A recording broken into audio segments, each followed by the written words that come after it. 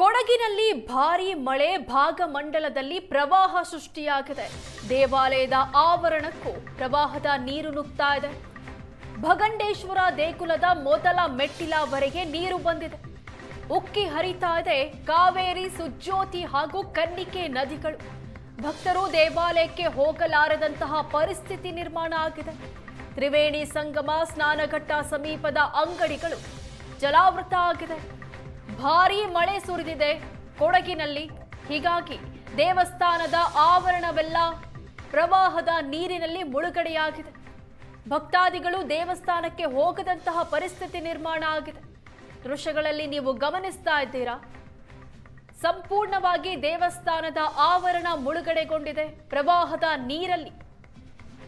ದೇವಸ್ಥಾನ ಇದೆ ಈಗ. ಕೋಲಾರಿಂದ ಬಂದಿದ್ವಿ. ಕೂರ್ಗ್ ಪ್ರವಾಸಕ್ಕೋಸ್ಕರ ಬಂದಿದ್ವಿ. ಇಲ್ಲಿ ಭಾಗಂಡೇಶ್ವರ ದರ್ಶನ ದೇವಸ್ಥಾನ ನೋಡೋದಕ್ಕೂ ಬಂದಿದ್ವಿ. ಜೊತೆಗೆ ಇಲ್ಲಿ ಕಾವೇರಿ ಉಕ್ಕಿ ಹರಿತಿದೆ, ಫುಲ್ ತುಂಬಿದೆ. ಅದಕ್ಕೋಸ್ಕರ ದರ್ಶನ ಮಾಡೋಕ್ಕಾಗ್ತಿಲ್ಲ. ಇದರಿಂದ ಕಾವೇರಿ ತುಂಬಿರೋದಕ್ಕೆ ಖುಷಿ ಆಗ್ತಿದೆ. ಮುಂದೆ ತಲಕಾವೇರಿಗೆ ಹೋಗಿ ದರ್ಶನ ಮಾಡಿಕೊಂಡು ನೋಡಿ ಹೋಗ್ತೀವಿ. ಇಲ್ಲಿ ಕೆಳಗೆ ನೀರು ಜಾಸ್ತಿ ಇರೋದ್ರಿಂದ ಕೆಳಗೆ ಬಿಡ್ತಿಲ್ಲ ದರ್ಶನಕ್ಕೆ. ಮೇಲೆಯಿಂದನೇ ಬ್ರಿಡ್ಜ್ ಮೇಲೆಯಿಂದನೇ ನೋಡ್ತಿದ್ದೀವಿ. ಕೆಳಗೆ ಹೋಗೋಕ್ಕಾಗ್ತಿಲ್ಲ. ಬೇಸರ ಆಗುತ್ತೆ, ದೇವ್ರ ದರ್ಶನ ಮಾಡೋಕ್ಕಾಗಲ್ಲ. ಬಟ್ ಕಾವೇರಿ ತುಂಬಿದೆಯಲ್ಲ, ಅದು ಖುಷಿ ಇದೆ. ಅದು ಸಾಕು. ಕೋಲಾರಿಂದ ಬಂದಿದ್ವಿ. ಕೊಡಗು ಜಿಲ್ಲೆಯಲ್ಲಿ ಪುಷ್ಯಮಳೆ ಆರಂಭ ಆಗಿ 2 ದಿನಗಳು ಕಳೆದೋಗಿದೆ. ಪುಷ್ಯಮಳೆ ಗುರುವಾರ ಸಂಜೆಯಿಂದ ಕೊಡಗಿನಲ್ಲಿ ಸುರಿಯೋಕ್ಕೆ ಆರಂಭವಾಗಿತ್ತು. ನಿನ್ನೆ ಸಂಜೆವರೆಗೂ ಕೂಡ ಧಾರಾಕಾರವಾಗಿ ಸುರಿದಿದೆ. ಪರಿಣಾಮವಾಗಿ ನೋಡ್ಬೋದು, ಭಾಗಮಂಡಲದ ಭಗಂಡೇಶ್ವರ ದೇವಾಲಯ ಬಹುತೇಕ ಜಲಾವೃತ ಆಗೋಗಿದೆ. ಭಾಗಮಂಡಲದ ಭಗಂಡೇಶ್ವರ ದೇವಾಲಯದ ಮೊದಲ ಮೆಟ್ಟಿಲಿನವರೆಗೆ ಈಗ ಪ್ರವಾಹದ ನೀರು ನುಗ್ಗಿದೆ. ಅಂದರೆ ದೇವಾಲಯದ ಎಡಭಾಗದಲ್ಲಿ ಇರುವಂತಹ ಸುಜ್ಯೋತಿ ಕನ್ನಿಕೆ ನದಿ ಏನಿದೆ ಅದು ಸಣ್ಣದಾಗಿ ಹರಿತಾ ಇದ್ದದ್ದು ಈಗ ಪ್ರವಾಹದ ರೂಪವನ್ನು ಪಡೆದುಕೊಂಡಿರೋಂಥದ್ದು. ಹೀಗಾಗಿನೇ ದೇವಾಲಯದ ಆವರಣದ ಮೊದಲ ಮೆಟ್ಟಿಲಿನವರೆಗೆ ಈಗ ಪ್ರವಾಹದ ನೀರು ನುಗ್ಗಿದೆ. ಅಲ್ಲಿರುವಂತಹ ಅಂಗಡಿ ಮುಂಗಟ್ಟುಗಳೆಲ್ಲವೂ ಕೂಡ ಸಂಪೂರ್ಣವಾಗಿ ಜಲಾವೃತವಾಗಿದೆ. ಕೆಳಭಾಗದಲ್ಲಿರುವಂತಹ ಸಾಕಷ್ಟು ಅಂಗಡಿ ಮುಂಗಟ್ಟುಗಳಿಂದ ಅವೆಲ್ಲವೂ ಕೂಡ ಸಂಪೂರ್ಣವಾಗಿ ಈಗ ಜಲಾವೃತವಾಗಿದ್ದು, ಯಾವುದೇ ಭಕ್ತರು ಕೂಡ ಅಲ್ಲಿಗೆ ಹೋಗ್ಲಿಕ್ಕೆ ಅವಕಾಶ ಇಲ್ಲದಿರುವಂತಹ ಪರಿಸ್ಥಿತಿ ನಿರ್ಮಾಣ ಆಗಿದೆ.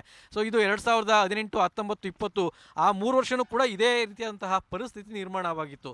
ಮತ್ತೊಂದು ಕಡೆ ನೋಡ್ಬೋದು, ನಮ್ಮ ಎಡಭಾಗದಲ್ಲಿ ಏನಿದೆ, ಎಡಭಾಗದಲ್ಲಿ ಕೂಡ ಕಾವೇರಿ ನದಿ ಪ್ರವಾಹದ ರೂಪವನ್ನು ಪಡೆದುಕೊಂಡಿರುವಂಥದ್ದು. ಹೀಗಾಗಿನೇ ಸಂಪೂರ್ಣವಾಗಿ ಕೆಳಗಡೆ ಏನು ಇರುವಂತಹ ಭಾಗಮಂಡಲ ಮತ್ತು ಮಡಿಕೇರಿ, ಹಾಗೆಯೇ ಭಾಗಮಂಡಲ ನಾಪೋಕ್ಲು ರಸ್ತೆ ಸಂಪರ್ಕ ಕೂಡ ಸಂಪೂರ್ಣವಾಗಿ ಕಡಿತ ಆಗಿದೆ. ನೋಡಿ, ಈಗ ಇರುವಂತಹ ಇಲ್ಲಿ ಸ್ನಾನಘಟ್ಟ ಏನಿದೆ, ಸ್ನಾನಘಟ್ಟವು ಕೂಡ ಸಂಪೂರ್ಣವಾಗಿ ಮುಳುಗಡೆ ಆಗೋಗಿದೆ. ಯಾವುದು ಕೂಡ ಅಲ್ಲಿ ಉಳಿದಿಲ್ಲ. ಇಲ್ಲಿದ್ದಂತಹ ಉದ್ಯಾನವನ ಏನಿದೆ, ಉದ್ಯಾನವನ ಸಂಪೂರ್ಣವಾಗಿ ಜಲಾವೃತ ಆಗಿದೆ.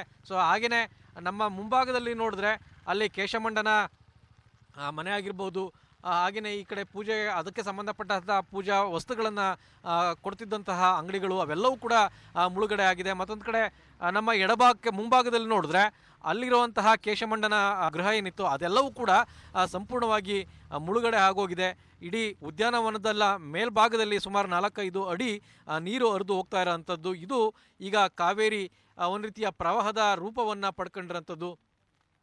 ಇದು ಮಳೆ ಏನಾದ್ರೂ ಒಂದಷ್ಟು ಈಗ ನಿನ್ನೆ ಸಂಜೆಯಿಂದ ಒಂದು ಸಣ್ಣ ಪ್ರಮಾಣದಲ್ಲಿ ಕಡಿಮೆ ಆಗಿದೆ. ಒಂದು ವೇಳೆ ಏನಾದ್ರೂ ಮಳೆ ಇದೇ ರೀತಿಯಾಗಿ ಜಾಸ್ತಿ ಆಗಿದ್ದೇ ಆದಲ್ಲಿ ಇನ್ನಷ್ಟು ತೀವ್ರತರವಂತಹ ಸಮಸ್ಯೆ ಆಗುತ್ತೆ. ಕಾವೇರಿಯ ನದಿ ತಟದಲ್ಲಿರುವಂತಹ ಗ್ರಾಮಗಳೇನಿದೆ, ಅದು ನಾಪೋಕ್ಲಾಗಿರ್ಬೋದು, ಹಾಗೆಯೇ ಕೆಳಗಡೆ ಭಾಗ ಹೋದ ಹಾಗೆಯೇ ಕರಡಿಗೋಡು, ಗುಹ್ಯ, ಕಕ್ಕಟ್ಟುಕಾಡು, ಈ ರೀತಿಯ ಹಲವು ಗ್ರಾಮಗಳೇನಿದೆ ಕುಶಾಲನಗರದವರೆಗೆ ಸಾಕಷ್ಟು ಗ್ರಾಮಗಳು ಕಾವೇರಿಯ ಪ್ರವಾಹವನ್ನು ಎದುರಿಸಬೇಕಾದಂತಹ ಪರಿಸ್ಥಿತಿ ನಿರ್ಮಾಣವಾಗಿದೆ. ಸದ್ಯ ಒಂದು ಸಣ್ಣ ಪ್ರಮಾಣದಲ್ಲಿ ಮಳೆ ಕಡಿಮೆ ಆಗಿರೋದ್ರಿಂದ ಒಂದು ರೀತಿಯ ನಿರಾತಂಕ ಅನ್ನೋಂತಹ ಪರಿಸ್ಥಿತಿ ಇದ್ರೂ ಕೂಡ ಮಳೆ ಏನಾದರೂ ಜಾಸ್ತಿ ಆಗಿದ್ದೆ ಆದಲ್ಲಿ ಆ ಪ್ರವಾಹ ಮತ್ತಷ್ಟು ಜಾಸ್ತಿ ಆಗುತ್ತೆ ಅನ್ನೋದರಲ್ಲಿ 2 ಮಾತಿಲ್ಲ. ಕ್ಯಾಮರಾಮನ್ ಪ್ರದೀಪ್ ಜೊತೆ ರವಿ ಎಸ್ ಹಳ್ಳಿ, ಏಷ್ಯಾನೆಟ್ ಸುವರ್ಣ ನ್ಯೂಸ್, ಕೊಡಗು.